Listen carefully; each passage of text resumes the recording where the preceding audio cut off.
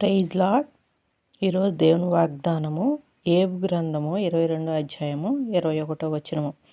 ఆయనతో సహవాసం చేసిన వెడల నీకు సమాధానము కలుగును, అలాగున నీకు మేలు కలుగును.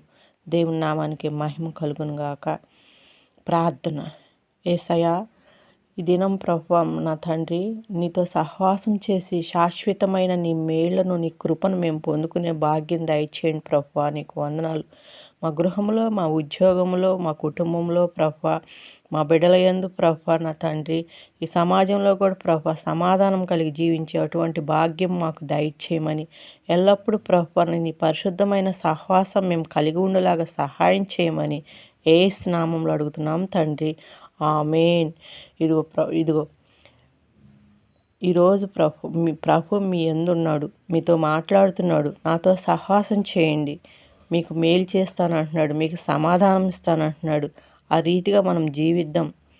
యేసు నామానికి మహిమ. Please subscribe.